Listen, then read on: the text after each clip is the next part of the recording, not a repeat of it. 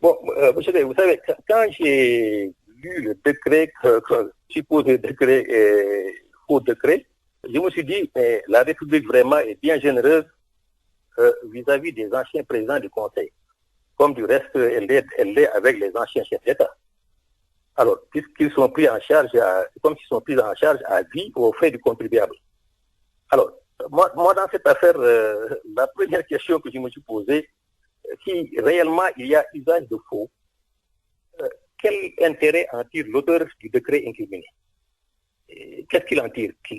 Alors, moi j'ai procédé par curiosité intellectuelle à l'analyse comparée du faux décret et du décret authentique publié donc dans le site web.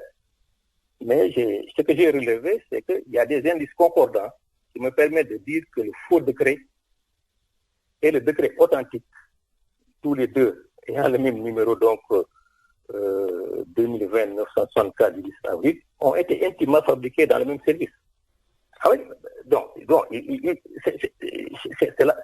c'est ma conviction. Alors, je vous donne un exemple. Par exemple, oui. Prenez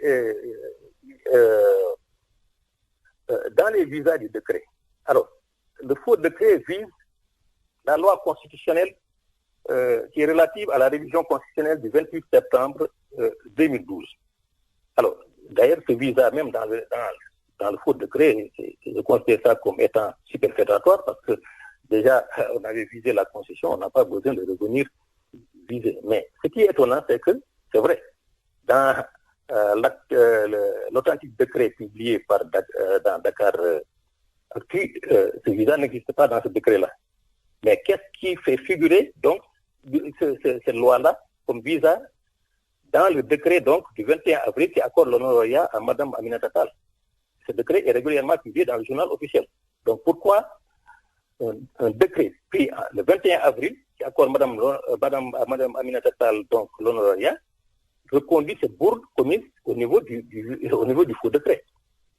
Alors, l'autre problème également, c'est que si vous prenez le décret, le décret le faux décret, le supposé faux décret, le décret authentique et le décret dont j'ai parlé du 21 avril, mais tous les trois décrets ont commis une erreur sur la date de la loi organique relative à l'organisation et au fonctionnement du Conseil économique et social. Comment ces trois décrets, si les deux décrets sont d'authentiques décrets, comment ils ont pu reconduire une erreur de date commise dans le faux décret? Dans le faux décret, on a mis donc que cette loi organique est datée du 28 septembre, alors que la date réelle, c'est le 28 décembre. Oui. Alors, maintenant, l'autre chose également, l'autre qui est un peu troublant, comment le faussaire, quand on sait que le secrétaire général a le monopole de la tenue à jour du fichier chronologique des enregistrements des actes réglementaires, comment l'auteur du faux décret a-t-il pu savoir qu'à la date du 17 avril, son décret devait porter le numéro 2020-964, soit le même numéro que celui du décret dit authentique? Oui, c'est assez troublant pour vous? Oui, c'est troublant. Et il y en a d'autres. Ah oui? Oui. Non, bon, je prends un autre exemple. Si vous allez au dernier article, l'article final du décret, oui, du faux décret, oui, et l'article final de l'authentique décret publié par Dakar Actu. Oui. Vous allez à l'article 5, vous verrez que ministre d'État, la virgule, après ministre d'État, on doit mettre virgule, le ministre d'État, secrétaire général de la présidence de la République. Comment le rédacteur de l'authentique décret a-t-il pu omettre la virgule, comme c'est le cas dans le faux décret? C'est troublant. C'est comme on dirait que si celui qui a fait l'authentique décret est parti prendre donc le faux décret et a fait des retouches, en oubliant donc de corriger. Mais alors Mamadou Abdoulaye Sow, ancien ministre du budget, dites-nous, dans une administration normale, eh bien, doit-on assister à ce genre de débat, faux, vrai décret? Bon, vous savez, en réalité, on n'aurait pas dû se trouver vraiment dans une situation pareille. Du moins dans une administration respectueuse des lois et règlements. D'abord, moi, ce que je déplore d'abord, c'est le moyen de publication employé pour porter à la connaissance des citoyens le vrai décret, à savoir la publication dans un site web et non pas dans un journal. Ce qui est déjà, à mon sens, une source de suspicion. Alors, je considère que c'est un précédent dans l'histoire de la République de laisser à un directeur général d'un quotidien le soin d'apporter la preuve de l'existence d'un vrai ou faux acte réglementaire doit encore publié au journal officiel. En bonne règle, dans une bonne administration, ce rôle revient au secrétaire général du gouvernement.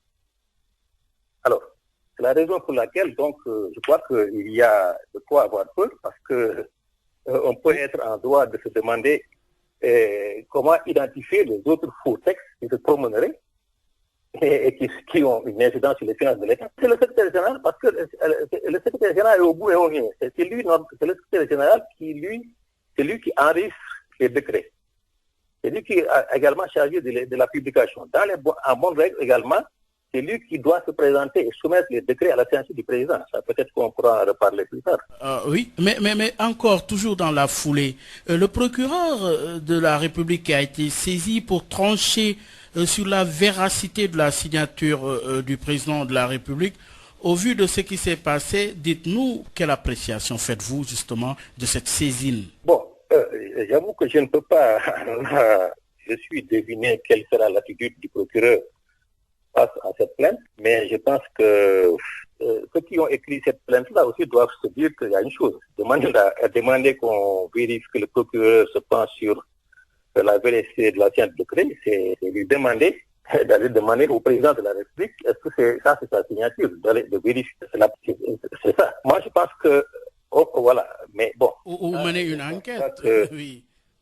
Oui, mais même si on mène une enquête, l'enquête doit quand même amener les enquêteurs à aller devant le président de la République et pour s'assurer que ça c'est signature ou pas. Oui. Sinon, je ne vois pas quel est l'intérêt de faire cette enquête-là. En tout cas de cause, il y a une manière de vérifier vraiment cette question-là, ce problème d'authenticité. Alors, moi je pense que si une enquête est diligentée, les enquêteurs devraient s'intéresser au décret secret dont on dit qu'il existe depuis plusieurs années pour un ancien président du Conseil. Alors, quand on sait que ce décret secret, entre guillemets, bon, il ne doit pas exister de décret secret. C'est au Sénégal où on trouve vraiment des décrets secrets et confidentiels. Et ça, c'est depuis l'alternance.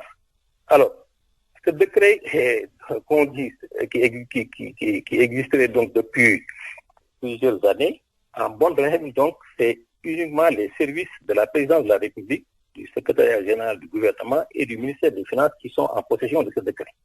Alors, si les vérificateurs prennent le temps de comparer le faux décret avec ce décret secret et qu'on trouve qu'il y a les mêmes dispositions, c'est-à-dire que donc les avantages, les indemnités, avantages qui figurent dans ce décret secret sont dans le faux décret, alors il y a de quoi se demander comment les faussaires ont pu, à part prendre connaissance de ça. Alors, ou bien on devait en tirer les conséquences comme quoi que s'il y a faussaire, il faut les chercher.